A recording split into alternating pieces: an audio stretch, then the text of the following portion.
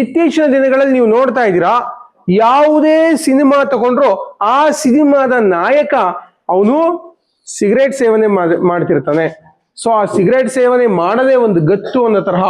ನಾನು ಹೆಸರೇಳಲಿಕ್ಕೆ ಹೋಗಲ್ಲ, ಮ್ಯಾಕ್ಸಿಮಮ್ ಎಲ್ಲಾ ನಾಯಕ ನಟರುಗಳು ಸಿಗರೇಟ್ ಸೇವನೆ ಮಾಡ್ತಾರೆ ಸಿನಿಮಾಗಳಲ್ಲಿ. ಆ ಸಿನಿಮಾಗಳನ್ನ ನೋಡಿದಂತಹ ನಿಮಗೂ ಸಹ ಅನ್ಸುತ್ತೆ ಏನೋ ಅದ್ರಲ್ಲಿ ಒಂದು ಪವರ್ ಇದೆ, ಅದನ್ನ ಮಾಡಿದ್ರೆ ನಮ್ಗೆ ತುಂಬಾ ಎನರ್ಜಿ ಬರುತ್ತೆ ಅನ್ನೋ ಫೀಲ್ ಬರುತ್ತೆ. ಸೊ ಅದು ಮೊದಲನೇದು. ಯಾರೋ ಸಿನಿಮಾ ನಾಯಕರುಗಳು ಧೂಮಪಾನ ಸೇವನೆ ಮತ್ತು ಮದ್ಯಪಾನ ಸೇವನೆ ಮಾಡುವಂಥದ್ದು. ಈಗ ನೋಡಿದ್ರ ಕೆಲವು ಸಿನಿಮಾಗಳಲ್ಲಿ, ಮ್ಯಾಕ್ಸಿಮಮ್ ಸಿನಿಮಾಗಳಲ್ಲಿ ಒಂದು ಬಾಟಲ್ ಅನ್ನ ಇಟ್ಕೊಂಡಿರ್ತಾರೆ, ಆ ಬಾಟಲ್ ಅನ್ನ ಕುಡಿತಿರ್ತಾರೆ, ಡ್ರಿಂಕ್ ಅನ್ನ ಕುಡಿತಿರ್ತಾರೆ. ಸೊ ಅದು ಆಲ್ಕೋಹಾಲ್. ಕೆಳಗಡೆ ಬರುತ್ತೆ ಅಕ್ಷರಗಳಲ್ಲಿ ಏನದು ಅಂತ ಹೇಳಿದ್ರೆ ಆಲ್ಕೋಹಾಲ್ ಆರೋಗ್ಯಕ್ಕೆ ಹಾನಿಕರ ಅಂತ ಕೆಳಗಡೆ ಒಂದು ಸಣ್ಣದಾಗಿರುತ್ತೆ. ಬಟ್ ಈತ ಅದನ್ನ ಕುಡಿತಿರ್ತಾನೆ. ಸೊ ಇದೆಲ್ಲ ಏನಾಗ್ತಾ ಇರುತ್ತೆ, ನಿಮ್ಮಗಳ ಅಥವಾ ನಮ್ಮಗಳ ಮನಸ್ಸಿನಲ್ಲಿ ಏನ್ ಬರುತ್ತೆ, ಇದೊಂದು ಎನರ್ಜಿ ಡ್ರಿಂಕ್ ಇರ್ಬೋದು, ಇದನ್ನ ಕುಡಿದ್ರೆ ನಮ್ಗೆ ಏನೋ ಸಿಗುತ್ತೆ ಅನ್ನುವಂತಹ ಭ್ರಮೆ ನಮ್ಮ ಮನಸ್ಸಲ್ಲಿ ಬರುತ್ತೆ. ಸೊ ಇದನ್ನ ನಾವೇನಂತ ಕರಿತೀವಿ ಅಂತ ಹೇಳಿದ್ರೆ ಅನುಕರಣೆ, ಅಥವಾ ಇನ್ನೊಬ್ಬರನ್ನ ನಾವು ಫಾಲೋ ಮಾಡೋದು. ಸೊ ನಿಮ್ಮ ಫೇವರೇಟ್ ಹೀರೋ ಯಾವನೊಬ್ಬ ಇರ್ತಾನೆ, ಅವನು ಯಶ್ ಆಗಿರ್ಬೋದು ಅಥವಾ ಇನ್ಯಾರೋ ಆಗಿರ್ಬೋದು. ನಾನು ಯಶ್ ಯಾಕೆ ಹೇಳ್ತಿದ್ದೀನಿ ಅಂದ್ರೆ ಅವನ ಸಿನಿಮಾ ಬಹಳ ಹಿಟ್ ಆಯ್ತು. ನೀವು ನೋಡಿದ್ರಿ KGF ಬಹಳ ಹಿಟ್ ಆಯ್ತಲ್ಲ, ಚೆನ್ನಾಗಿ ಓಡ್ತಲ್ಲ. ಸೊ KGF 2 ಬೇರೆ ಬಂತಲ್ಲ ಮೂವಿ, ನೋಡಿದಿರ ನೀವು? ಆ KGF ಮೂವಿನಲ್ಲಿ ಯಶ್ ಆತ ಒಂದು ಸಾರಾಯಿ ಬಾಟ್ಲನ್ನ ಹಿಡ್ಕೊಂಡು ಕುಡಿತಿರ್ತಾನೆ. ಕುಡಿದು ಹೋಗಿ ಹೀರೋಯಿನ್ ಅನ್ನ ಆತ, ಅದ್ರಲ್ಲಿ ಹೀರೋಯಿನ್ ಸಹ ಡ್ರಿಂಕ್ ಮಾಡ್ತಿರ್ತಾಳೆ. ಸೊ ಇವನು ಆಕೆ ಸುತ್ತ ಡೈಲಾಗ್ ಹೊಡಿತಿರ್ತಾನೆ. ಸೊ ಅದು ನೋಡಿದಾಗೆಲ್ಲ ಏನ್ ಅನ್ಸುತ್ತೆ ಯುವಕರಲ್ಲಿ ಅಂತ ಹೇಳಿದ್ರೆ, ಅದನ್ನ ಕುಡಿದ್ರೆ ನಮ್ಗೆ ಸ್ಪೆಷಲ್ ಎನರ್ಜಿ ಬರಬಹುದು. ಸೊ ಹಾಗೆ ಹೇಳ್ತಾನೆ, ನಾನು ಕುಡಿದಾಗ ಯಾರಿಗೆ ಬೇಕಾದ್ರೂ ಹೊಡಿತೀನಿ ಅಂತ ನೋಡು. ಸೊ ಅದನ್ನ ಕೇಳಿದಂತಹ ನಿಮ್ಗಳಿಗೂ ಸಹ ನಮ್ಗಳಿಗೂ ಸಹ ಏನ್ ಅನ್ಸುತ್ತೆ, ಸೊ ಡ್ರಿಂಕ್ ಮಾಡೋದು ತಪ್ಪಲ್ಲ, ಹಾಗೆ ಮಾಡಿದ್ರೆ ನಮ್ಗೆ ಎನರ್ಜಿ ಬರುತ್ತೆ ಅಂತ ಯೋಚನೆ ಮಾಡ್ತಿರ್ತೀವಿ. ಸೊ ಯಾವ್ದ್ರಿಂದ ಶುರುವಾಗುತ್ತೆ, ನಾಯಕ ನಟರ ಅನುಕರಣೆ. ಅವ್ರೇನ್ ಮಾಡ್ತಿದಾರೆ, ಈಗ ಎನರ್ಜಿ ಡ್ರಿಂಕ್ ಅಂತ ಬೇರೆ ಬಂದಿದೆ, ನೀವು ನೋಡ್ತಾ ಇದ್ದೀರಾ ಎನರ್ಜಿ ಡ್ರಿಂಕ್ ಅಂತ. ಆ ಎನರ್ಜಿ ಡ್ರಿಂಕು ಥಮ್ಸ್ ಅಪ್ ಅಂತ ಬಂದಿದೆ, ಪೆಪ್ಸಿ ಅಂತ ಬಂದಿದೆ. ಸೊ ಈ ಎನರ್ಜಿ ಡ್ರಿಂಕ್ ಅಂತ ಏನ್ ಬಂದಿದೆಯೋ ಅವುಗಳ ಸೇವನೆಯನ್ನ ನೀವು ಮಾಡ್ತಾ ಹೋಗ್ತಿರಲ್ಲ. ಜ್ಯೂಸ್ ಅಂತ ನಿಮ್ಮ ಅಂಗಡಿಗಳಲ್ಲೂ ಸಿಗುತ್ತೆ, ರೆಡ್ ಕಲರ್ ಜ್ಯೂಸ್. ನೀವು ನೋಡಿದಿರಾ, every day 3 to 4 red colour juice ಅನ್ನ ಕುಡಿತಿದ್ದಂತಹ ವ್ಯಕ್ತಿ, ಎನರ್ಜಿ ಡ್ರಿಂಕ್ ಅನ್ನ ಕುಡಿತಿದ್ದಂತಹ ವ್ಯಕ್ತಿ ಒಬ್ಬ ಉತ್ತರ ಕರ್ನಾಟಕದ ಒಬ್ಬ 19 ವರ್ಷದ ಯುವಕ. ಆತ ಅದನ್ನ ಕುಡಿದು 2 ಕಿಡ್ನಿಗಳು ಫೇಲ್ ಆಗಿ ಸತ್ತಿರುವಂತದ್ದು ಪತ್ರಿಕೆಗಳಲ್ಲೂ ಬಂದಿದೆ, ಟಿವಿನಲ್ಲೂ ಬಂದಿದೆ.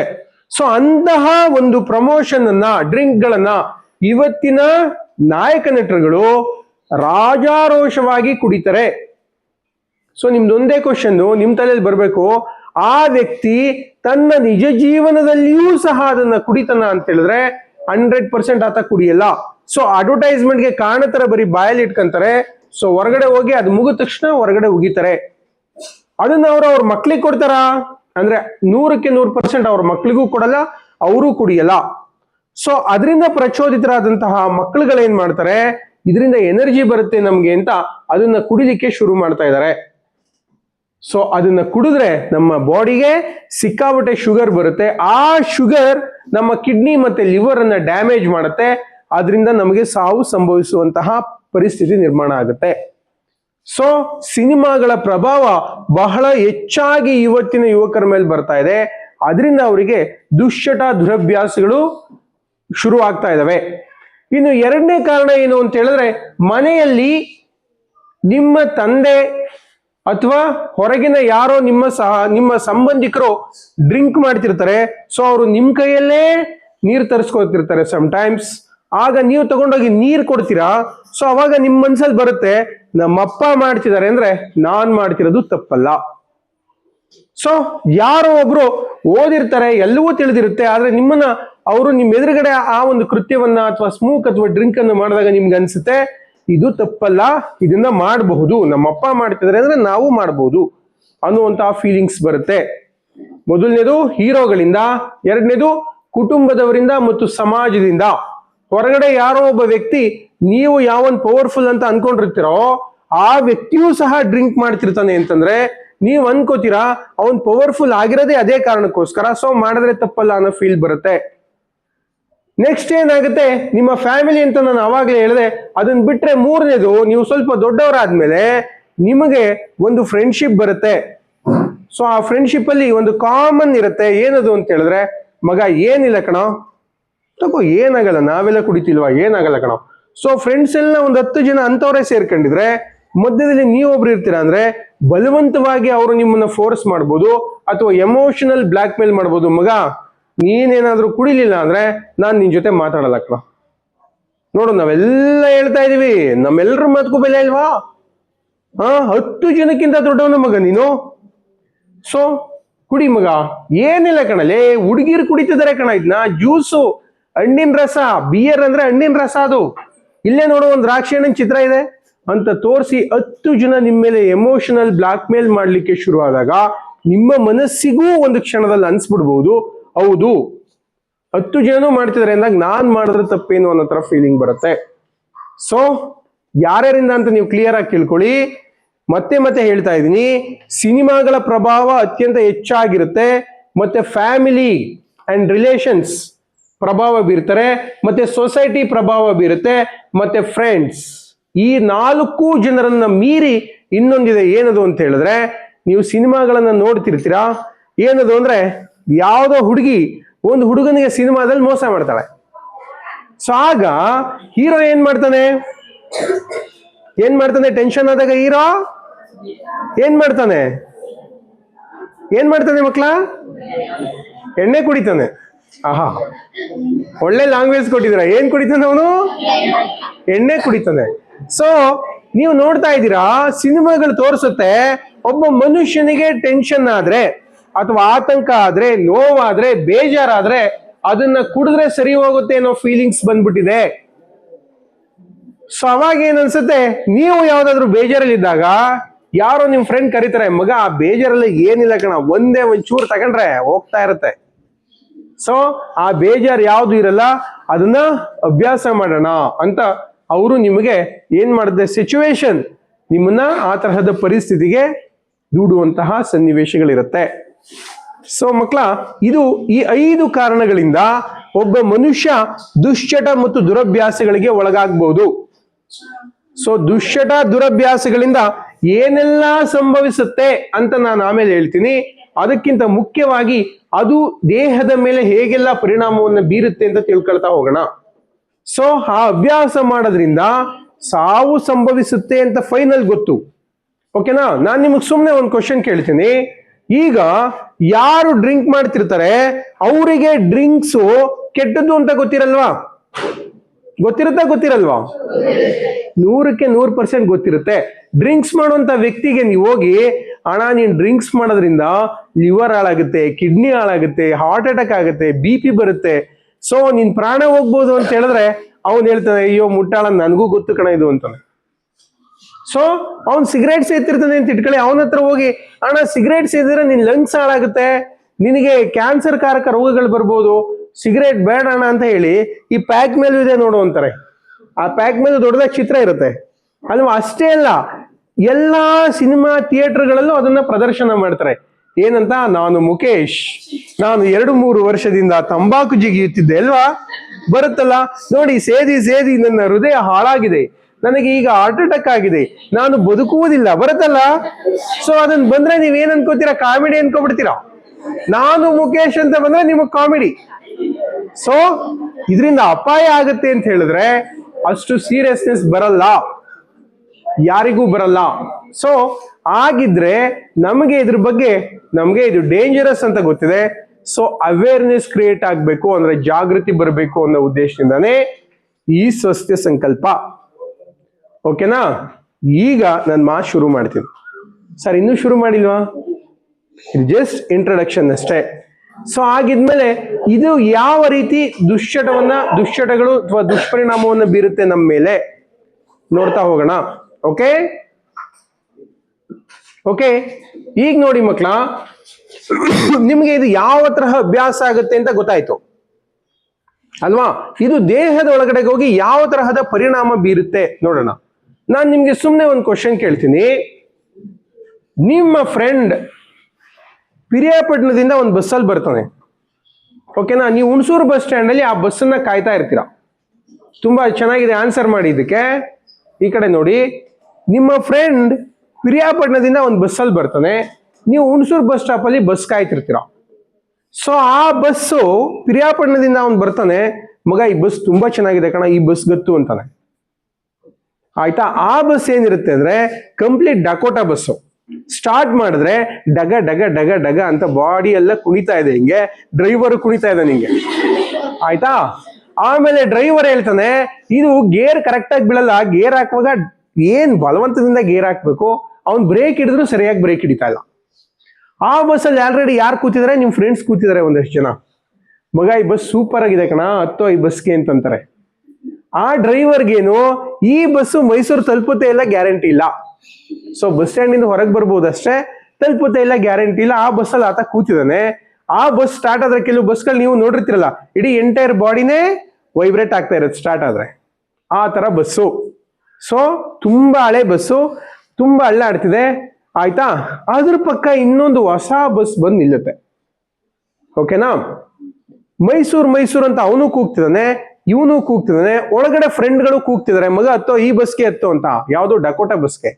ನೀವು ಯಾವ ಬಸ್ ಹತ್ತುತ್ತೀರಾ? ಯಾವ ಬಸ್ಸು? ಹೊಸ ಬಸ್ ಹತ್ತುತ್ತೀರಾ. ಯಾಕೆ ಹೊಸ ಬಸ್ ಹತ್ತುತ್ತೀರಾ? ಹೊಸ ಬಸ್ಸು ಚೆನ್ನಾಗಿದೆ, ಮತ್ತೆ ಸ್ಪೀಡ್ ಆಗಿ ಹೋಗುತ್ತೆ, ಎಲ್ಲ ಪರ್ಫೆಕ್ಟ್ ಆಗಿದೆ, ಸೇಫ್ ಆಗಿ ನಾವು ಮೈಸೂರು ತಲುಪಬಹುದು ಅಂತಲ್ಲ. ಸೊ ಯಾಕೆ ಡಕೋಟಾ ಬಸ್ ಹತ್ತಲ್ಲ? ಏನಾಗ್ತಿದೆ? ಎಲ್ಲ ಶೇಕ್ ಆಗ್ತಿದೆ ಗಾಡಿ. ಅದು ಹೋಗೋದು ಮೈಸೂರಿಗೆ ಹೋಗೋದು ಡೌಟ್ ಆಗುತ್ತೆ. ಫ್ರೆಂಡ್ಸ್ ಎಲ್ಲ ಕರೀತಿದ್ದಾರೆ, ಆದ್ರೂ ನೀವು ಹೊತ್ತಲ್ಲ ಅಂದ್ರೆ ನೀವು ಜಾಣರಾಗಿರ್ತೀರ. ಈ ಯಾವುದು ದುಶ್ಚಟ ದುರಭ್ಯಾಸಗಳು ಡಕೋಟಾ ಬಸ್ ಇದ್ದಂಗೆ. ಸೊ ಆ ಬಸ್ಸಲ್ಲಿ ನೀವು ಟ್ರಾವೆಲ್ ಮಾಡಕ್ ಹತ್ತಿದ್ರೆ ನಿಮ್ಮ ಗುರಿಯನ್ನ ತಲುಪಲ್ಲ. ಅಂದ್ರೆ ಮೈಸೂರಿಗೆ ಹೋಗ್ಬೇಕಿರೋದು ನಿಮ್ ಗುರಿ ಇರುತ್ತೆ, ನೀವು ನಿಮ್ಮ ಗುರಿಯನ್ನ ತಲುಪಲ್ಲ. ಅರ್ಥ ಮಾಡ್ಕೊಳ್ಳಿ. ಡಕೋಟಾ ಬಸ್ ಹತ್ತಿದ್ರೆ ನಿಮ್ ಗುರಿನ ತಲುಪಲ್ಲ. ಸೊ ಏನ್ ಸರ್ ಡಕೋಟಾ ಬಸ್ ಅಂದ್ರೆ? ವ್ಯಸನ ಇರುವಂತಹ ಅಥವಾ ಕೆಟ್ಟ ಅಭ್ಯಾಸ ಇರುವಂತಹ ಬಾಡಿ, ಅದೇ ಡಕೋಟಾ ಬಸ್. ತುಂಬಾ ಆರೋಗ್ಯಕರವಾಗಿರುವಂತಹ ದೇಹ ಇದ್ರೆ ಅದು ಹೊಸ ಬಸ್. ನೀವು ಯಾವ ಬಸ್ನ ಏರ್ತೀರಾ ಅದು ನಿಮ್ಮ ಮೇಲೆ ಡಿಪೆಂಡ್ ಆಗುತ್ತೆ. ಸೊ ನೀವು ಒಳ್ಳೆ ಅಭ್ಯಾಸ ಇಟ್ಕೊಂಡ್ರೆ ಹೊಸ ಬಸ್, ನೀವು ಆ ಬಸ್ಸಲ್ಲಿ ನಿಮ್ಮ ಗುರಿನ ಬಹಳ ಸ್ಪೀಡ್ ಆಗಿ ತಲುಪಬಹುದು. ಬಟ್ ದುಶ್ಚಟ ದುರಭ್ಯಾಸಗಳಿರುವಂತಹ ದೇಹ ಇದೆಯಲ್ಲ, ಆ ದೇಹ ಡಕೋಟಾ ಬಸ್. ಆ ಬಸ್ ಎಲ್ಲಿ ಬೇಕಾದ್ರೂ ಪಂಕ್ಚರ್ ಆಗಿ ನಿಲ್ಬಹುದು. ಅಂದ್ರೆ ನಿಮ್ಮ ಗುರಿಯನ್ನ ಅದು 100% ತಲುಪೋದಿಲ್ಲ. ಸೊ ಹಾಗಾಗಿ ಹೇಳ್ತಾರೆ ಸ್ವಾಮಿ ವಿವೇಕಾನಂದರು, ಸದೃಢವಾದ ದೇಹದಲ್ಲಿ ಮಾತ್ರವೇ ಸದೃಢವಾದ ಮನಸ್ಸಿರಲು ಸಾಧ್ಯ ಅಂತ ಹೇಳ್ತಾರೆ. ಯಾರ್ದು ಸ್ಟೇಟ್ಮೆಂಟು? ಏನು ಸ್ಟೇಟ್ಮೆಂಟು? ಸದೃಢವಾದ ದೇಹದಲ್ಲಿ ಮಾತ್ರ ಸದೃಢವಾದ ಮನಸ್ಸಿರಲು ಸಾಧ್ಯ ಅಂತ. ಓಕೆ, ಇದನ್ನೇ ಒಂದು ಸಣ್ಣ ಚೇಂಜಸ್ ಮಾಡ್ಕೊಳ್ಳೋಣ. ಸದೃಢವಾದ ಮನಸ್ಸಿದ್ದರೆ ಮಾತ್ರ ಸದೃಢವಾದ ಗುರಿ ತಲುಪಲು ಸಾಧ್ಯ. ಹಾಗಿದ್ರೆ ಮನಸ್ಸನ್ನ ಸ್ಟ್ರಾಂಗ್ ಮಾಡ್ಕೊಳ್ಳೋದು ಹೆಂಗೆ? ಸದೃಢವಾದ ಮನಸ್ಸು ಅಂದ್ರೆ ಯಾವುದು? ಸೊ ಸದೃಢವಾದ ದೇಹ, ಸದೃಢವಾದ ಮನಸ್ಸಿರುತ್ತೆ ಅಂತ ಹೇಳ್ತಾರೆ ಅವರು. ಸೊ ಸದೃಢವಾದ ಮನಸ್ಸು, ಓಕೆ ಓಕೆ ಓಕೆ ಓಕೆ ಸದೃಢವಾದ ಮನಸ್ಸಿದ್ರೆ ನಾವು ಸದೃಢವಾದ ಗುರಿಗಳನ್ನು ಇಟ್ಕೋಬಹುದು, ಆ ಗುರಿಗಳನ್ನ ದಾಟ್ಬೋದು. ಸರ್ ಹೇಗೆ ಸರ್ ಆಗಿದ್ರೆ ಸದೃಢವಾದ ಮನಸ್ಸು ಅಂದ್ರೆ ಏನು? ಸದೃಢವಾದ ಮನಸ್ಸನ್ನ ಹೊಂದೋದು ಹೇಗೆ? ಯಾರೋ ನಮ್ಮನ್ನು ಕರೀತಿದ್ದಾರೆ ಸರ್ ದುಶ್ಚಟ ದುರಭ್ಯಾಸಗಳ ಕಡೆಗೆ. ಸೊ ನಾವು ಅಲ್ಲಿಗೆ ತಲುಪಬಾರ್ದು ಅಂದ್ರೆ, ಅವ್ರ ಜೊತೆ ಹೋಗ್ಬಾರ್ದು ಅಂದ್ರೆ ನಮ್ಮ ಮನಸ್ಥಿತಿ ಹೆಂಗಿರ್ಬೇಕು? ಸೊ ಬಹಳ ಕ್ಲಿಯರ್ ಇದೆ ಮಕ್ಕಳ, ಬಹಳ ಸಿಂಪಲ್ ಇದೆ. ತುಂಬಾ ಆಶ್ಚರ್ಯ ಆಗುತ್ತೆ ನಿಮ್ಗೆ.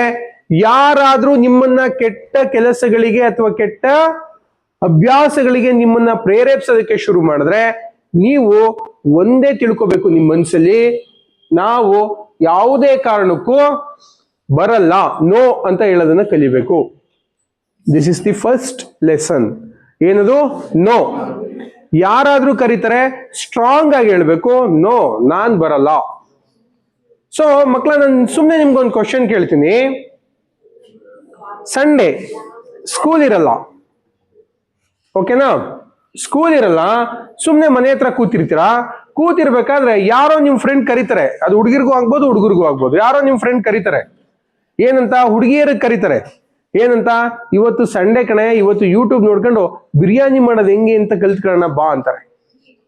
ಇವತ್ತು ಸಂಡೇ, ಯೂಟ್ಯೂಬ್ ನೋಡ್ಕೊಂಡು ಬಿರಿಯಾನಿ ಮಾಡೋದು ಹೆಂಗೆ ಅಂತ ಕಲ್ತ್ಕೊಳ್ಳೋಣ ಬಾ ಅಂತ. ಸೊ ನೀವು ಫ್ರೀಯಾಗಿ ಕೂತಿದ್ರೆ, ಹೌದಾ ನಡಿಯೇ, ನಾನು ಹೆಂಗೂ ಕಲ್ತ್ಕೊಂಡಂಗೆ ಆಗುತ್ತೆ, ತರಿಸ್ತೀರಾ ನಿಮ್ಮನೆ, ಹೆಂಗೂ ನಾನು ಬಿರಿಯಾನಿ ತಿಂದಂಗೆ ಆಗುತ್ತೆ, ನಡಿ ಅಂತ ಮನೆಗೆ ಹೋಗ್ತೀರಾ ಅಲ್ವಾ? ಹೋಗ್ತೀರಾ, ಯಾಕೆ? ಕ್ಲೋಸ್ ಫ್ರೆಂಡ್ ಅಲ್ಲ, ಕರೀತಿದ್ದಾಳೆ, ಹೋಗ್ತೀರಾ. ಸೊ ಯಾಕೆ ಹೋಗ್ತೀರಾ ಅಂದ್ರೆ, ನಿಮಗೆ ಒಂದು ಪರ್ಪಸ್ ಇಲ್ಲ, ಅಂದ್ರೆ ಉದ್ದೇಶ ಇಲ್ಲ. ಸೊ ನಿಮ್ಗೂ ಅಷ್ಟೇ, ಯಾರೋ ಒಬ್ಬ ಫ್ರೆಂಡ್ ನಿಮ್ಮನ್ನ ಕರೀತಾನೆ, ಮಗ ಹುಣಸೂರಲ್ಲಿ ಈಗ ಟಾಕ್ಸಿನ್ ಅಂತ ಸಿನಿಮಾ ಬರ್ತಾ ಇದೆಯಲ್ಲ, ಟಾಕ್ಸಿನ್ ಮೂವಿ ಬರ್ತಾ ಇದೆ ಕಣ, ಈಗ ಸಂಡೇ. ಯಾವ್ದೋ ಟಾಕ್ಸಿಕ್, ನನ್ ನೋಡಿ ಹೆಸರು ಗೊತ್ತಿಲ್ಲ, ಎಷ್ಟು ಚೆನ್ನಾಗಿ ನೆನ್ಪಿಟ್ಕೊಂಡಿದ್ದೀರಲ್ಲ, ಟಾಕ್ಸಿಕ್. ಓಕೆ, ಟಾಕ್ಸಿಕ್ ಅಂತ ಮೂವಿ ಬಂದಿದೆ ಕಣ, ಬಾಸ್ದು, ಹೋಗೋಣ ಬರ್ತೀಯಾ ಅಂದ್ರೆ ನೀವೇನ್ ಮಾಡ್ತೀರಾ? ನಡಿ ಮಗ ಆಯ್ತು ಅಂತ ಹೋಗ್ತೀರಾ. ಸೊ ಯಾಕೆ ಹೋಗ್ತೀರಾ ಅಂದ್ರೆ, ಹೋಗೋದಕ್ಕೆ ನಿಮ್ದು 100% ತಪ್ಪಿಲ್ಲ.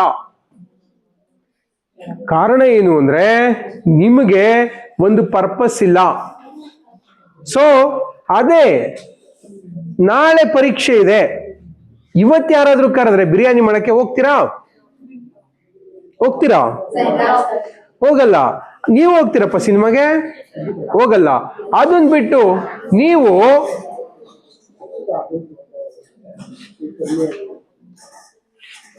ಓಕೆ, ಅದನ್ನ ಬಿಟ್ಟು ನೀವು ನಿಮ್ಮ ಅಮ್ಮನ್ಗೆ ಹುಷಾರಿರಲ್ಲ, ಅಥವಾ ನಿಮ್ಮ ಅಪ್ಪನ್ಗೆ ಹುಷಾರಿರಲ್ಲ, ತುಂಬಾ ಜ್ವರದಿಂದ ಅವರು ಬಳಲ್ತಾ ಇರ್ತಾರೆ.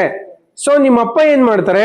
ಮಗ ತಗೊಳ್ಳೋ, ಹೋಗಿ ಅಮ್ಮನ್ಗೆ ತುಂಬಾ ಹುಷಾರಿಲ್ಲ, ಮಾತ್ರೆ ತಗೋಬಾ ಅಂತ 100 ರೂಪಾಯಿ ಕೊಡ್ತಾರೆ. ಸೊ ಆಗ ನೀವು, ಆತ ಕರಿತಾನೆ ಮೂವಿಗೆ ಹೋಗೋಣ ಅಂತ, ಮೂವಿಗೆ ಹೋಗ್ತಿರೋ ಅಥವಾ ಅಮ್ಮನ್ ನೋಡ್ಕೋತಿರೋ? ಅಲ್ಲ. ಸೊ ನೀವೊಂದು ಅರ್ಥ ಮಾಡ್ಕೋಬೇಕು, ನಿಮಗೆ ಒಂದು ನಿರ್ದಿಷ್ಟವಾದ ಗುರಿ ಇದ್ರೆ, ಒಂದು ನಿರ್ದಿಷ್ಟವಾದ ಉದ್ದೇಶ ಇದ್ರೆ, ನೀವೇನ್ ಮಾಡ್ತೀರಾ? ಸಿನಿಮಾ ಅಥವಾ ನಿಮ್ಮ ಬಿರಿಯಾನಿ ಸೆಕೆಂಡ್ ಆಪ್ಷನ್ ಆಗುತ್ತೆ, ಮೇನ್ ಆಪ್ಷನ್ ನಿಮ್ಗೆ ನಿಮ್ಮ ಅಮ್ಮನೇ ಆಗಿರ್ತಾರೆ. ಸೊ ಆಗ ನಿಮ್ ಫ್ರೆಂಡ್ ಹಿಂಸೆ ಮಾಡ್ತಾನೆ, ಮಗ ಬಾರ, ಏನಾಗಲ್ಲ ಬಾರ, ಹೋಗಿ ಬರೋಣ ಬಾರ ಮೂವಿಗೆ ಅಂತ. ಸೊ ಹೋಗ್ತೀರಾ ನೀವು? ಏನಂತೀರಾ ನೀವು? ಸೊ ನಮ್ಮಮ್ಮ ಇಂಪಾರ್ಟೆಂಟು, ನಮ್ಮಮ್ಮನ್ ನೋಡ್ಕೋಬೇಕಪ್ಪ, ನಾನ್ ಬರಲ್ಲ ಅಂತೀರಾ. ದುಶ್ಚಟ ದುರಭ್ಯಾಸಗಳಿಗೂ ಹಂಗೇನೆ. ನಿಮ್ಗೆ ಒಂದು ನಿರ್ದಿಷ್ಟವಾದ ಗುರಿ ಇದ್ರೆ, ನಾನೊಬ್ಬ ಡಾಕ್ಟರ್ ಆಗ್ಬೇಕು, ನಾನೊಬ್ಬ ಇಂಜಿನಿಯರ್ ಆಗ್ಬೇಕು, ನಾನೊಬ್ಬ ಸೈಂಟಿಸ್ಟ್ ಆಗ್ಬೇಕು ಅನ್ನೋ ನಿರ್ದಿಷ್ಟವಾದ ಗುರಿ ಇದ್ರೆ, ಯಾರಾದ್ರೂ ನಿಮ್ಮನ್ನ ಡ್ರಿಂಕ್ ಮಾಡಕ್ಕೆ, ಸ್ಮೋಕ್ ಮಾಡಕ್ಕೆ ಕರೆದ್ರೆ ನೀವು ಕ್ಲಿಯರ್ ಆಗಿ ಹೇಳ್ತೀರಾ, ಯಾವುದೇ ಕಾರಣಕ್ಕೂ ನಾನ್ ಮಾಡಲ್ಲ, ಯಾಕಂದ್ರೆ ನನ್ಗೊಂದು ಪರ್ಪಸ್ ಇದೆ, ನನ್ಗೊಂದು ಗುರಿ ಇದೆ, ನಾನು ಗುರಿಯನ್ನ ಮುಟ್ಟಬೇಕಾಗಿದೆ, ಸೊ ನಾನ್ ಮಾಡಲ್ಲ. ಕ್ಲಿಯರ್ ಆಗಿ ಹೇಳ್ತೀರಾ. ಮೊದಲನೇದು ಏನ್ ಹೇಳ್ಬೇಕು? ಯಾರಾದ್ರೂ ನಿಮ್ಮನ್ನ ಆತರ ಸಿಚುವೇಶನ್ ಅಲ್ಲಿ ಕರೆದಾಗ ಖಂಡಿತವಾಗಿ ಹೇಳ್ಬೇಕು, ನೋ, ನಾನ್ ಮಾಡಲ್ಲ. ಯಾವಾಗ ನೀವು ಅಷ್ಟು ಕ್ಲಿಯರ್ ಆಗಿರ್ತೀರ ಮೆಂಟಲಿ, ಕರೆಯುವಂತ ವ್ಯಕ್ತಿ 1 ಸಾರಿ ಕರಿಬಹುದು, 2 ಸಾರಿ ಕರಿಬಹುದು, 3 ಸಾರಿ ಕರಿಬಹುದು, ಆಮೇಲೆ ಅವನಿಗೆ ಅಭ್ಯಾಸ ಆಗ್ಬಿಡುತ್ತೆ. ಸೊ ಸರ್, ನಿಮ್ಗೆ ಇದು ಅನುಭವ ಆಗಿದೆಯಾ ಅಂದ್ರೆ 100ಕ್ಕೆ 100% ನನಗೂ ಅನುಭವ ಆಗಿದೆ. ನನ್ನ ಬಹುತೇಕ ಎಲ್ಲಾ ಸ್ನೇಹಿತರು ಸಹ ದುಶ್ಚಟ ದುರಭ್ಯಾಸವನ್ನ ಮಾಡೋರೆ, ನಮ್ಮ ಫ್ಯಾಮಿಲಿನಲ್ಲಿ ಫ್ಯಾಮಿಲಿಯವರು ಮಾಡೋರೆ. ಸರ್ ನೀವು ಮಾಡಲ್ವಾ ಅಂದ್ರೆ, ನಾನು ನಂದೊಂದು ದೃಢವಾದ ಸಂಕಲ್ಪ ಇತ್ತು, ಯಾವುದೇ ಕಾರಣದಿಂದ ನಾನು ಡ್ರಿಂಕ್ ಮಾಡಬಾರ್ದು, ಸ್ಮೋಕ್ ಮಾಡಬಾರ್ದು. ಸೊ ಯಾವಾಗ ಆತರ ಡಿಸಿಷನ್ ನನ್ನ ಮನ್ಸಲ್ಲಿ ಬಂತು, ನಾನು ಅವ್ರು ಕರೀಲಿಕ್ಕೆ ಬಂದಾಗ ನೋ ಅಂತ ಹೇಳಲಿಕ್ಕೆ ಶುರು ಮಾಡಿದೆ. ಸೊ ಈವನ್ ಟುಡೇ ನಾನು ಮಾಡ್ತಾ ಇಲ್ಲ ಸರ್, ಈವನ್ ಟುಡೇ ಮಾಡ್ತಾ ಇಲ್ಲ ಮೇಡಮ್, ಡ್ರಿಂಕು ಸ್ಮೋಕು. ಓಕೆ ಆಯ್ತಾ? ಸೊ ಹೆಂಗೆ ಶುರು ಮಾಡಿದ್ರು ನಾವು? ಈ ಕಡೆ ಬರ್ಲಿ. ಓಯ್, ಹಾ. ಸೊ ಓಕೆ ನೋಡಿ, ಈ ಕಡೆ, ಇಲ್ಲಿ ಈ ಕಡೆ. ಸೊ ಫಸ್ಟ್ ಒನ್ ನಮ್ಮ ದುಶ್ಚಟ ದುರಭ್ಯಾಸಗಳಿಂದ ಹೊರಗೆ ಬರಬೇಕು ಅಂದ್ರೆ ಖಂಡಿತವಾಗಿ ಹೇಳ್ಬೇಕು, ನಾನ್ ಮಾಡಲ್ಲ, ಸೊ ನಂಗೆ ಇಷ್ಟ ಇಲ್ಲ. ಯಾವಾಗ ನೀವು ಆತರ ಹೇಳಲಿಕ್ಕೆ ಶುರು ಮಾಡ್ತೀರಾ, ಯಾರು ನಿಮ್ಮನ್ನ ಇನ್ಫ್ಲೂಯೆನ್ಸ್ ಮಾಡೋದಕ್ಕೆ ಟ್ರೈ ಮಾಡಲ್ಲ, ಅಥವಾ ಬಲವಂತ ಮಾಡೋದಕ್ಕೆ ಟ್ರೈ ಮಾಡಲ್ಲ. ಅವರಿಗೆ ಅನ್ಸುತ್ತೆ ಇವನು ಆತರ ಅಭ್ಯಾಸವನ್ನ ಮಾಡಲ್ಲ ಅಂತ. ಸೊ ಅವ್ರು ಡೇ ಬೈ ಡೇ ನಿಮ್ಮನ್ನ ಫೋರ್ಸ್ ಮಾಡೋದನ್ನ ಬಿಡ್ತಾರೆ. ಸೊ ಇದು ಮೊದಲನೇದು. ಎರಡನೇದು, ನಿಮ್ಗೊಂದು ಪರ್ಪಸ್ ಇರಬೇಕು ಅಥವಾ ನಿಮ್ಗೊಂದು ಪ್ರಬಲವಾದ ಗುರಿ ಇರಬೇಕು. ಆಗ ಸಹ ನಿಮ್ಮನ್ನ ಯಾರೂ ಕರೆಯಲ್ಲ. ಸೊ ಮೆಂಟಲಿ ತುಂಬಾ ಸ್ಟ್ರಾಂಗ್ ಇರ್ತೀರಾ ನೀವು. ನೆಕ್ಸ್ಟ್ ಏನ್ ಮಾಡ್ಬೇಕು ಅಂತ ಹೇಳಿದ್ರೆ, ನೀವು ಆ ತರಹದ ಸ್ನೇಹಿತರು ಯಾರಾದ್ರೂ ಇದ್ರೆ ನಿಮ್ಗೆ ನಯವಾಗಿ ಅವರಿಂದ ದೂರ ಬರಬೇಕು. ನಾನು ನಿಮ್ಗೆ ಸುಮ್ಮನೆ ಒಂದು ಕ್ವಶನ್ ಕೇಳ್ತೀನಿ ಮಕ್ಕಳ. ನೀವು ಊಟ ಮಾಡಕ್ಕೆ ಅಂತ ಕೂತಿರ್ತೀರಾ, ಓಕೆನಾ? ಊಟ ಮಾಡಕ್ಕೆ ಅಂತ ಕೂತಿರ್ತೀರಾ. ನಿಮ್ಮ ಊಟದ ಮೇಲೆ ಒಂದು ನೊಣ ಬಂದು ಕೂರುತ್ತೆ. ಸೊ ನೊಣ ಬಂದು ಕೂದ್ಮೇಲೆ ನೀವು ಎಂಜಾಯ್ ಮಾಡ್ಕೊಂಡು ಊಟ ತಿಂತೀರಾ? ಯಾಕೆ? ನೊಣ ಎಲ್ಲೆಲ್ಲಿ ಕೂರುತ್ತೆ ಅಂತ ನಿಮಗೆ ಗೊತ್ತು. ನೊಣ ಎಲ್ಲೆಲ್ಲಿಂದ ಹಾರ್ ಬರುತ್ತೆ. ಸೊ ಅಲ್ಲಿಂದ ನೇರವಾಗಿ ಅದ್ರ ಕಾಲಲ್ಲಿ ಏನಿರುತ್ತೆ, ಸೊ ಅದು ಬಂದು ನಿಮ್ ತಟ್ಟೆ ಮೇಲೆ ಕೂತಾಗ ಎಂಜಾಯ್ ಮಾಡ್ತಾ, ವಾವ್ ನನ್ನ ತಟ್ಟೆಯಲ್ಲಿ ನೊಣ ಬಂದಿದೆ ಅಂತ ತಿಂತೀರಾ? ಏನ್ ಮಾಡ್ತೀರಾ ನೀವು ಆಗ? ಏನ್ ಮಾಡ್ತೀರಾ? ನೊಣನ ಓಡಿಸ್ತೀರಾ. ಸೊ ಸಾಧ್ಯವಾದ್ರೆ ನಿಮ್ಮ ಫುಡ್ ಅನ್ನ ನೀವು ಹೊರಗೆ ಚೆಲ್ತೀರಾ ಅಲ್ವಾ? ಅಥವಾ ನೊಣ ಬಂದ್ ಕೂರಕ್ಕೂ ಮುಂಚೆ ಕೈಯಲ್ಲಿ ಒಂದ್ ಕಡೆ ಹಿಂಗ್ ಆಡಿಸ್ತಿರ್ತೀರಾ. ಸೊ ನೊಣ ಬಂದ್ ಕೂರ್ಬಾರ್ದು ಅಂತ. ಓಕೆ ಓಕೆ ಅದೇ ನಿಮ್ಮ ತಟ್ಟೆ ಮೇಲೆ ಜೇನ್ ನೊಣ ಬಂದ್ ಕೂತ್ರೆ ಊಟ ಮಾಡ್ತೀರಾ? ಊಟ ಮಾಡ್ತೀರಲ್ಲ. ಯಾಕಂದ್ರೆ ನಿಮಗೆ ಗೊತ್ತಿದೆ ಜೇನು ಎಲ್ಲೆಲ್ಲಿ ಹಾರೋಗ್ ಬಂದಿದೆ ಅಂತ ಗೊತ್ತಿದೆ. ಸೊ ಯೋಚನೆ ಮಾಡಿ, ನೀವು ಸ್ನೇಹ ಮಾಡ್ಬೇಕಾದ್ರೂ ಅಷ್ಟೇ, ನೀವು ನೊಣದ ಜೊತೆ ಸ್ನೇಹ ಮಾಡ್ತಾ ಇದ್ದೀರಾ ಅಥವಾ ಜೇನ್ ನೊಣ ಜೊತೆ ಸ್ನೇಹ ಮಾಡ್ತಿದ್ದೀರಾ ಅಂತ ನಿಮಗೆ ಕ್ಲಿಯರ್ ಆಗಿ ಗೊತ್ತಿರಬೇಕು. ಸೊ ನೊಣದ ಕೆಲಸ ಏನು? ಏನ್ ಮಾಡುತ್ತೆ ನೊಣ? ಏನ್ ಮಾಡುತ್ತೆ ನೊಣ? ರೋಗ ಹರಡುತ್ತೆ. ಜೇನ್ ನೊಣ ಏನ್ ಮಾಡುತ್ತೆ? ಸಿಹಿಯನ್ನ ಉತ್ಪತ್ತಿ ಮಾಡುತ್ತೆ. ಅಂದ್ರೆ ಹೂವಿನಿಂದ ಮಕರಂದವನ್ನ ಹೀರ್ಕೊಂಡು ಅದು ಜೇನಾಗಿ ಕನ್ವರ್ಟ್ ಮಾಡುತ್ತೆ. ಸೊ ಕ್ಲಿಯರ್ ಆಗಿ ಗೊತ್ತಿರಬೇಕು ನಿಮ್ಗೆ, ಒಂದು ನೊಣ ಮತ್ತೆ ಒಂದು ಜೇನ್ ನೊಣ, ನೀವು ಯಾರ ಜೊತೆ ಫ್ರೆಂಡ್ಶಿಪ್ ಮಾಡ್ತಾ ಇದ್ದೀರಾ? ಒಂದು ವೇಳೆ ನೊಣದ ಜೊತೆ ಫ್ರೆಂಡ್ಶಿಪ್ ಮಾಡ್ತಾ ಇದ್ರೆ ಯೋಚನೆ ಮಾಡ್ಬೇಕು, ಇವತ್ತಿಂದ ಆ ನೊಣದ ಸಹವಾಸ ಬೇಡ, ನಾನು ಜೇನ್ ನೊಣದ ಕಡೆಗೆ ಬರೋಣ ಅಂತ. ಸೊ ಯಾವಾಗ ನೀವು ಆ ತರದ ಡಿಸಿಷನ್ ಅನ್ನು ತಗೋತೀರಾ, ಆಟೋಮೆಟಿಕಲಿ ನಿಮಗೆ ಗೊತ್ತಿಲ್ಲ ಹಾಗೆ ನಿಮ್ಮ ಮನಸ್ಸು ಪರಿವರ್ತನೆ ಆಗ್ಲಿಕ್ಕೆ ಶುರುವಾಗುತ್ತೆ. ಸೊ ಓಕೆ, ನಿಮ್ಮ ಬೆನ್ನೆಲ್ಲ ಸ್ವಲ್ಪ ಸ್ಟ್ರೈಟ್ ಮಾಡಿ ಕರೆಕ್ಟಾಗಿ ಕೂತ್ಕೊಳ್ಳಿ. ಕರೆಕ್ಟಾಗಿ ಕೂತಿದ್ದೀರಾ? ಓಕೆ, ಮಾತಾಗ್ತಾ ಇದೆ. ಓಕೆ, ಪ್ರತಿಯೊಬ್ರು ಕಣ್ಮುಚ್ಚಿ. ಏನ್ ಕತೆ? ಒಂದು ಏನ್ ಈ ಕತೆ? ಯಾಕಲ ಕಣ್ಮುಚ್ಚಿ.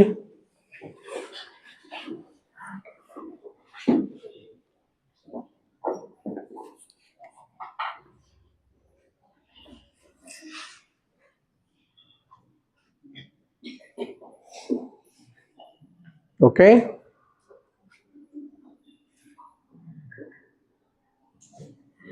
ನಿಧಾನವಾಗಿ ನಿಮ್ಮ ಉಸಿರಾಟವನ್ನು ಗಮನಿಸಿ. Slowly observe your breathing.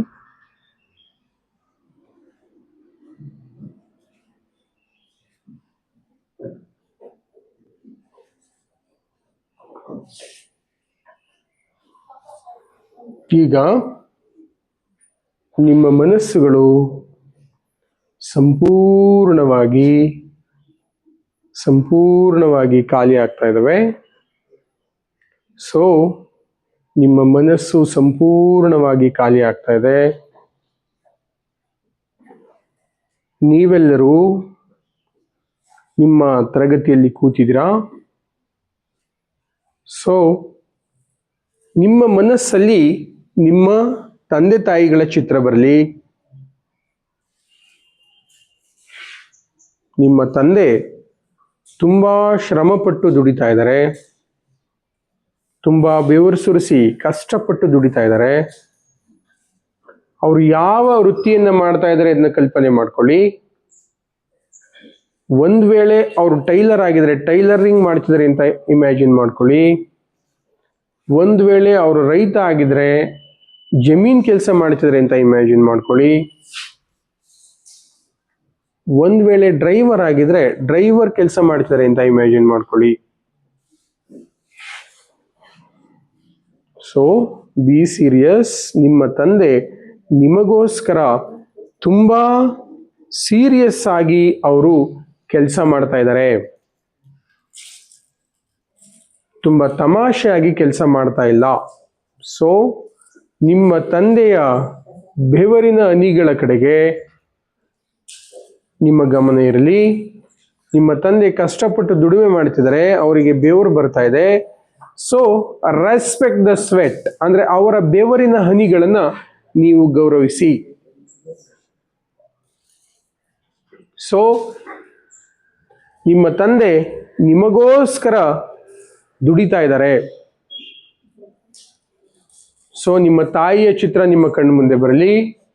ನಿಮ್ಮ ತಾಯಿ ಏನ್ ಕೆಲಸ ಮಾಡ್ತಿದ್ದಾರೆ ಅದನ್ನ ಕಷ್ಟಪಟ್ಟು ನಿಮಗೋಸ್ಕರ ಮಾಡ್ತಿದ್ದಾರೆ. So imagine your mother sweat. ನಿಮ್ಮ ತಾಯಿಯ ಬೆವರನ್ನ ನೀವು ಇಮ್ಯಾಜಿನ್ ಮಾಡ್ಕೊಳ್ಳಿ.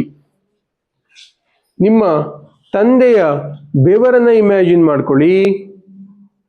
ಸೊ ಅವರು ನಿಮಗಾಗಿ ತುಂಬಾ ಸೀರಿಯಸ್ ಆಗಿದ್ದಾರೆ. ಸೊ ಸೀರಿಯಸ್ ಆಗಿ ಅಟ್ಲೀಸ್ಟ್ ಕಣ್ಣಾದ್ರೂ ಮುಚ್ಚಿ. ಕಣ್ಣು ಮುಚ್ಚೋದಕ್ಕೂ ಸೀರಿಯಸ್ನೆಸ್ ಇಲ್ದಿರೋರು ಓದ್ಲಿಕ್ಕೂ ಸೀರಿಯಸ್ನೆಸ್ ತೋರಿಸಲ್ಲ. So this is not a comedy class. ಇದು ಕಾಮಿಡಿ ಕ್ಲಾಸ್ ಅಲ್ಲ. ಸೊ ಹಾಗಾಗಿ be serious in your life. So ಅವರ ಬೆವರಿಗೆ ನೀವು ಮಹತ್ವವನ್ನು ಕೊಡಿ, ಗೌರವವನ್ನು ಕೊಡಿ.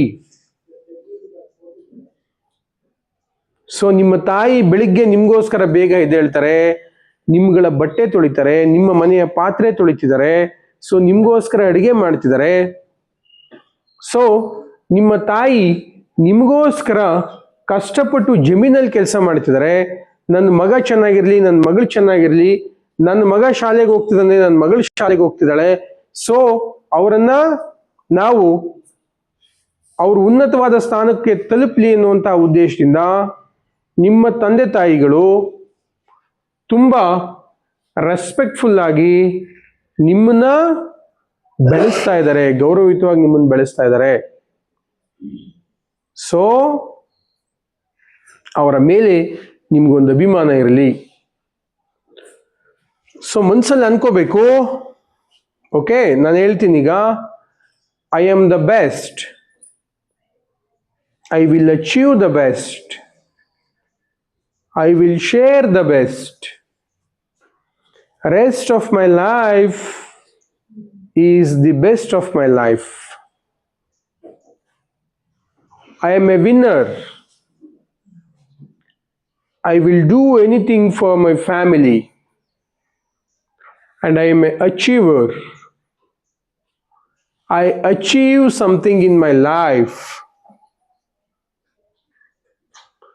ಸೊ ನಾನು ಈ ಜಗತ್ತಿಗೆ ಏನನ್ನಾದರೂ ಸಾಧಿಸುವ ಉದ್ದೇಶದಿಂದಲೇ ಬಂದಿದ್ದೇನೆ. ಸೊ ನಾನು ಸಾಮಾನ್ಯವಾದ ವ್ಯಕ್ತಿ ಅಲ್ಲ. ಶ್ರೇಷ್ಠವಾದ ಆಲೋಚನೆಗಳು, ಚಿಂತನೆಗಳು ನನ್ನ ಮೆದುಳಿನಲ್ಲಿ ರೂಪುಗೊಳ್ಳುತ್ತಿವೆ. ಸೊ ನಾನು ನಮ್ಮ ತಂದೆ ತಾಯಿಯ, ನಮ್ಮ ಶಿಕ್ಷಕರ ಕನಸಿಗಾಗಿ ನಾನು ಶ್ರಮ ಪಡುತ್ತೇನೆ. ನಮ್ಮ ತಂದೆ ತಾಯಿಯರನ್ನು ನಾನು ಸಂತೋಷವಾಗಿಡುವುದೇ ನನ್ನ ಮೂಲ ಉದ್ದೇಶವಾಗಿದೆ. ಹಾಗಾಗಿ ನಾನು ನಮ್ಮ ತಂದೆ ತಾಯಿಯರ ಶ್ರಮವನ್ನು ಗೌರವಿಸುತ್ತೇನೆ. ಅವರ ಹಣವು ವ್ಯರ್ಥವಾಗದಂತೆ ನಾನು ಅವರ ಹಣವನ್ನು ಸದುಪಯೋಗಪಡಿಸಿಕೊಳ್ಳುತ್ತೇನೆ. ಯಾವುದೇ ಕಾರಣಕ್ಕೂ ಅವರು ಬೆವರು ಸುರಿಸಿ ಸಂಪಾದಿಸಿದ ಹಣವನ್ನು ನನ್ನ ಕೆಟ್ಟ ಹವ್ಯಾಸಗಳಿಗೆ ಬಳಸುವುದಿಲ್ಲ ಮತ್ತು ವ್ಯರ್ಥ ಮಾಡುವುದಿಲ್ಲ. ನಾನು ಶ್ರೇಷ್ಠವಾದದ್ದನ್ನು ಸಾಧಿಸಲು ಈ ಭೂಮಿ ಮೇಲೆ ಬಂದಿದ್ದೇನೆ. ಸೊ ನನ್ನ ಜೀವನವು ಸಾರ್ಥಕವಾಗುವಂತೆ ಬದುಕಲು ನಿಶ್ಚಯಿಸಿರುತ್ತೇನೆ. ಸೊ ಸ್ಲೋಲಿ ಒಂದ್ಸರಿ ನಿಧಾನವಾಗಿ ಉಸಿರನ್ನ ಒಳಗಡೆ ತಗೊಳ್ಳಿ, ಸ್ಲೋಲಿ ಹೊರಗಡೆ ಬಿಡಿ. ಸೊ ಮತ್ತೊಮ್ಮೆ ನಿಧಾನವಾಗಿ ಉಸಿರನ್ನ ಒಳಗಡೆ ತಗೊಳ್ಳಿ, ನಿಧಾನವಾಗಿ ಹೊರಗೆ ಬಿಡಿ. ಮತ್ತೊಮ್ಮೆ ಉಸಿರನ್ನ ನಿಧಾನವಾಗಿ ಒಳಗಡೆ ತಗೊಳ್ಳಿ, ಮತ್ತೆ ಹೊರಗೆ ಬಿಡಿ. ಸೊ ನಿಮ್ಮ ಎರಡೂ ಕೈಗಳನ್ನು ರಬ್ ಮಾಡಿ.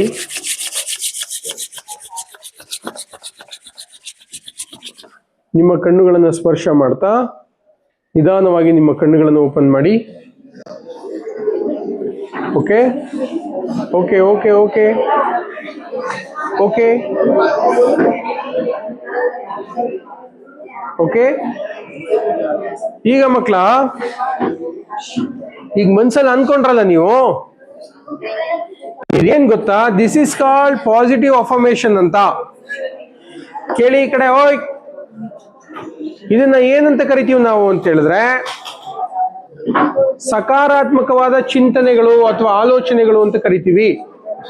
ಸೊ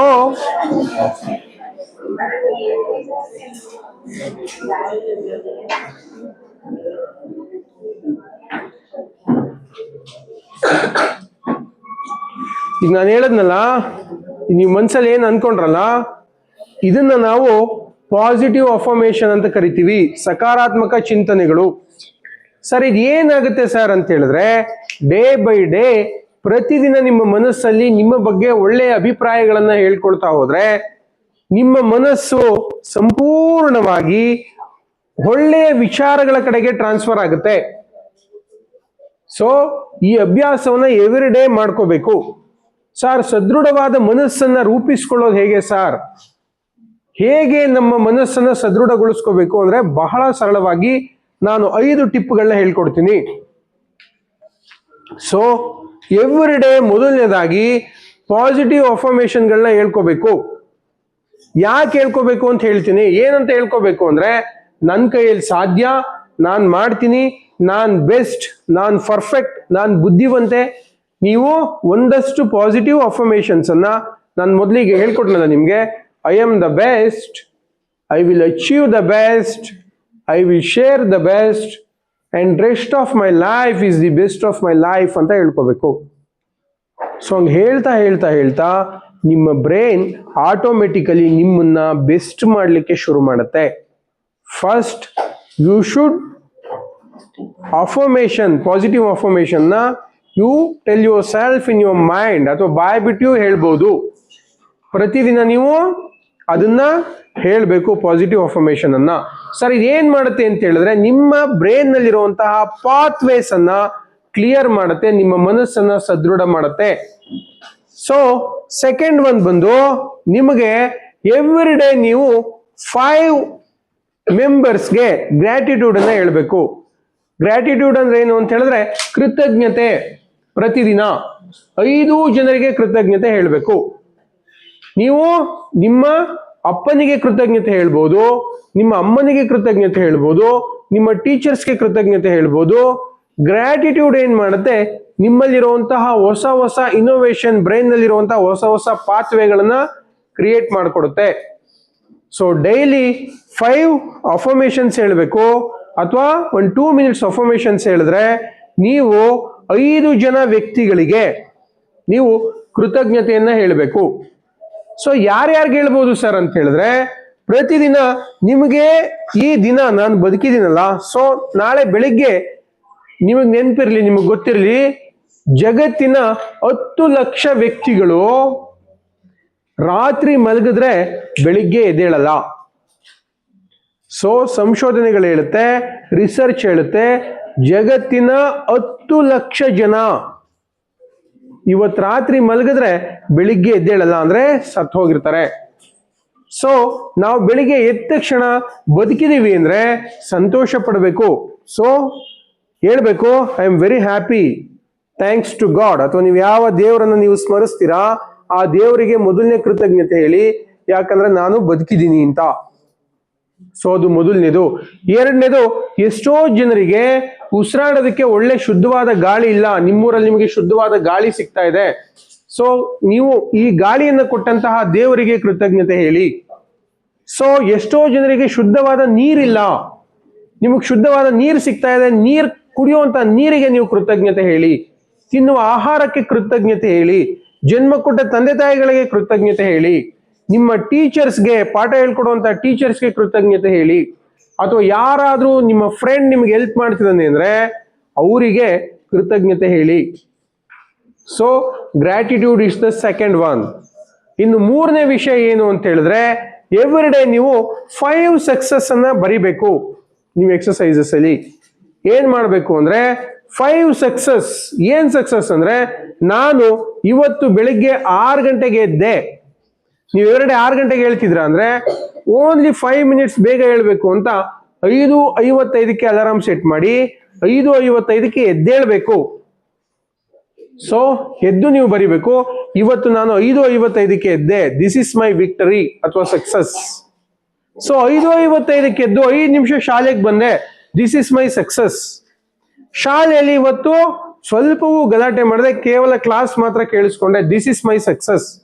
ಅಥವಾ ಅಮ್ಮ ಏನೋ ಹೇಳಿದ್ರು, ನೀರ್ ತುಂಬಿಸು ಮಗ ಅಂತ ಹೇಳಿದ್ರು ಮನೆಗೆ, ಇವತ್ತು ನಾನೇ ನೀರು ತುಂಬಿಸ್ದೆ, ದಿಸ್ ಇಸ್ ಮೈ ಸಕ್ಸಸ್. ಅಪ್ಪ ಹೇಳಿದ್ರು ಜಮೀನ್ ಹತ್ರ ಊಟ ತಗೋಬಾ ಅಂತ, ಊಟ ತಗೊಂಡೋಗ್ಕೊಟ್ಟೆ, this is my success. So ನೀವು ನಿಮ್ಮ ಸಕ್ಸಸ್, ಏನ್ ಸಕ್ಸಸ್ ಇರುತ್ತೆ, ಸಣ್ಣ ಸಣ್ಣ ಖುಷಿಗಳನ್ನ ಬರಿತಾ ಹೋಗ್ಬೇಕು. ಸಾರ್ ಈ ಸಣ್ಣ ಸಣ್ಣ ಖುಷಿಗಳು ಯಾವ ರೀತಿ ಕೆಲಸ ಮಾಡುತ್ತೆ ಸರ್ ಅಂತ ಹೇಳಿದ್ರೆ, ಈ ಸಣ್ಣ ಸಣ್ಣ ಖುಷಿಗಳು ನಿಮಗೆ ಬ್ರೈನ್ಗೆ ಸಂತೋಷವನ್ನ ಅಕ್ಸೆಪ್ಟ್ ಮಾಡ್ಕೊಳ್ಳೋದನ್ನ ಕಲಿಸುತ್ತೆ. ಸೊ ಬ್ರೈನ್ ಯಾವಾಗ್ಲೂ ನೆಗೆಟಿವಿಟಿನ ಅಟ್ರಾಕ್ಟ್ ಮಾಡ್ತಾ ಇರುತ್ತೆ. ಸೊ ನಿಮ್ಮ ಬ್ರೈನ್ ಏನ್ ಮಾಡುತ್ತೆ, ಸಣ್ಣ ಸಣ್ಣ ಸಂತೋಷಗಳನ್ನ ನೀವು ಸಕ್ಸಸ್ ಅನ್ನ ಸೆಲೆಬ್ರೇಟ್ ಮಾಡ್ಲಿಕ್ಕೆ ಶುರು ಮಾಡಿದ್ರೆ ನಿಧಾನವಾಗಿ ನಿಮ್ಮ ಬ್ರೈನ್ ನೀವ್ ಹೇಳೋದನ್ನೆಲ್ಲ ನಂಬ್ತಾ ಹೋಗುತ್ತೆ. ಸೊ ನೀವು ಮೊದ್ಲಿಗೆ ಏನ್ ಹೇಳಿದ್ರಿ, ನಾನ್ ಬುದ್ಧಿವಂತ, ನಾನ್ ಜಾಣ ಅಂತ ಹೇಳಿದ್ರಿ. ಸೊ ಅದನ್ನು ಸಹ ಬ್ರೈನ್ ನಂಬುತ್ತೆ day by day, day by day. So ನೀವು ಸಕ್ಸಸ್ ಅನ್ನ ಬರಿತಾ ಹೋದ್ರಿ, ಅದನ್ನು ಸಹ ನಂಬುತ್ತೆ. ಅಂದ್ರೆ ನಾನು ಸಕ್ಸಸ್ಫುಲ್ ವ್ಯಕ್ತಿ ಅಂತ ನಿಮ್ಗೆ ಒಂದ್ಸರಿ ನಿಮ್ ಬ್ರೈನ್ ಬಂತು ಅಂದ್ರೆ ನೀವೇನ್ ಮಾಡಿದ್ರು ನಿಮಗ್ ಸಕ್ಸಸ್ ಸಿಗುತ್ತೆ. ಸೊ ಎವ್ರಿ ಡೇ ನೀವೇನ್ ಮಾಡ್ಬೇಕು ಅಂತ ಹೇಳಿದ್ರೆ 5 ಗುಡ್ ನ್ಯೂಸ್ ಅಂದ್ರೆ ಒಳ್ಳೆ ವಿಷಯಗಳನ್ನ ಇನ್ನೊಬ್ಬರ ಜೊತೆ ಶೇರ್ ಮಾಡಬೇಕು. ಸೊ ಮಗ ಇವತ್ತೊಂದು ಒಳ್ಳೆ ವಿಷಯ, ಇವತ್ತು ಏನ್ ಗೊತ್ತೇನೋ, ಇವತ್ತು ವಿರಾಟ್ ಕೊಹ್ಲಿ ಸೆಂಚುರಿ ಬಾರಿಸ್ದ. ಸೊ ಗುಡ್ ನ್ಯೂಸ್ ಅಲ್ಲ. ಸೊ ಹೇಳ್ಬೇಕು. ನೀವು ಯಾವಾಗ ಒಳ್ಳೆ ವಿಷಯಗಳನ್ನ, 5 ಒಳ್ಳೆ ಅತ್ಯುತ್ತಮ ವಿಷಯಗಳನ್ನ ಹೇಳ್ತಾ ಹೋಗ್ತೀರಾ, ನಿಮ್ಮ ಬ್ರೈನ್ ಏನ್ ಮಾಡುತ್ತೆ, ಸಕ್ಸಸ್ನ ಕಡೆಗೆ ಟ್ರಾನ್ಸ್ಫರ್ ಆಗುತ್ತೆ. ಸೊ ಗುಡ್ ನ್ಯೂಸ್ ಅನ್ನೇ ಅಟ್ರಾಕ್ಟ್ ಮಾಡ್ತಾ ಇರುತ್ತೆ. ಕಾಮನ್ ಆಗಿ ಕೆಲವರು ಹೇಳ್ತಿರ್ತಾರೆ ಏನದು ಅಂತ ಹೇಳಿದ್ರೆ, ಸಾರ್ ನನ್ ಕೇಳಿದ್ರೆ ಬರೀ ಕೆಟ್ಟ ಸುದ್ದಿಗಳೇ ಕೇಳಿಸ್ತಾ ಇರುತ್ತೆ ಸರ್ ಅಂತ. ಯಾಕಂದ್ರೆ ಅವ್ರು ಏನ್ ಅಟ್ರಾಕ್ಟ್ ಮಾಡ್ತಿರ್ತಾರೆ, ಓನ್ಲಿ ಬ್ಯಾಡ್ ನ್ಯೂಸ್ ಗಳನ್ನ ಅಟ್ರಾಕ್ಟ್ ಮಾಡ್ತಿರ್ತಾರೆ. ಅಂತವ್ರಿಗೆ ಬ್ಯಾಡ್ ನ್ಯೂಸೇ ಬರ್ತಾ ಇರುತ್ತೆ. ಸೊ ನೀವು ಯಾವಾಗ ಗುಡ್ ನ್ಯೂಸ್ ಅನ್ನ ಅಟ್ರಾಕ್ಟ್ ಮಾಡ್ತೀರಾ, ನಿಮಗೆ ಗುಡ್ ನ್ಯೂಸ್ ನಿಮ್ ಕಡೆಗೆ ಬರ್ತಾ ಹೋಗುತ್ತೆ. ಸೊ 5 ಗುಡ್ ನ್ಯೂಸ್ ಅನ್ನ ನೀವು ಯಾವ್ದಾದ್ರು ಹೊಸ ವಿಷಯವನ್ನ ಕಲ್ತ್ರು ಸಹ ಅದನ್ನ ಬಂದು ನೀವು ಡಿಸ್ಕಷನ್ ಮಾಡ್ಬೇಕು ನಿಮ್ ಫ್ರೆಂಡ್ಸ್ ಜೊತೆ. ಮಗ ಇವತ್ತಿಂತ ವಿಷಯ ಕಲ್ತೆ ಕಣೋ, ಇದು ನನಗೆ ಖುಷಿ ಆಯ್ತು, I am very happy. So ಈ ತರ ನೀವೇನ್ ಮಾಡ್ಬೇಕು, ಎವ್ರಿ ಡೇ 5 ಗುಡ್ ನ್ಯೂಸ್ ಅನ್ನ ಇನ್ನೊಬ್ಬರಿಗೆ ಹೇಳೋದನ್ನ ಕಲ್ತ್ಕೋಬೇಕು. ಓಕೆ, ನಾನು ಏನೇನು ಹೇಳಿದೆ ಈಗ ಮೊದ್ಲಿಂದ ಹೇಳಿ. ಫಸ್ಟ್ ಒನ್ ಏನ್ ಹೇಳಿದೆ, ಫಸ್ಟ್ ಒನ್ ಪಾಸಿಟಿವ್. ಏನ್ ಹೇಳಿದೆ, ಪಾಸಿಟಿವ್.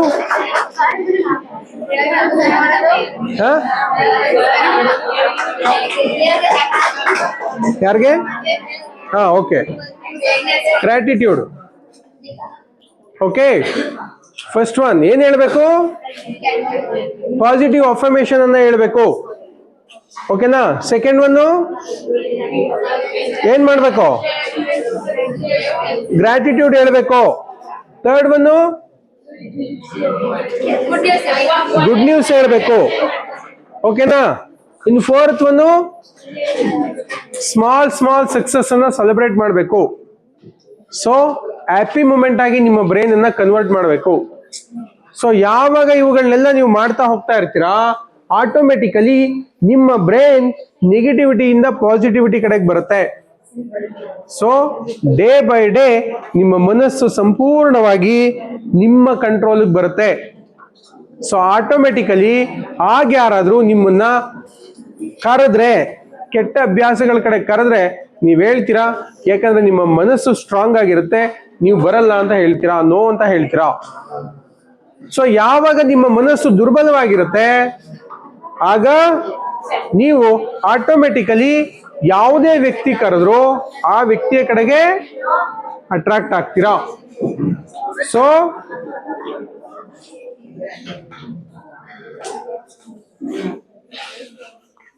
ಬಾಯ್ಸ್ ಗರ್ಲ್ಸ್ ತುಂಬಾ ಕ್ಲಿಯರ್ ಆಗಿ ಕೂತಿದ್ದಾರೆ. ನಿಮ್ದು ಯಾಕೆ ತುಂಬಾ ಡಿಸ್ಟ್ರಾಕ್ಷನ್ ಆಗ್ತಾ ಇದೆ ಜಾಸ್ತಿ. ಓಕೆ, ಈಗ ಒಂದು ಸಂಕಲ್ಪ ಮಾಡೋಣ. ಓಕೆ, ಎಲ್ಲ ಎದ್ದು ನಿಂತ್ಕೊಳ್ಳಿ.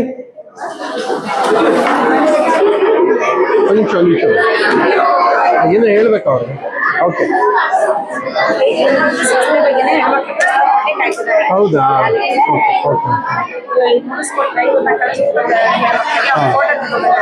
ಸರಿ ಸರಿ, ಓಕೆ. ಓಯ್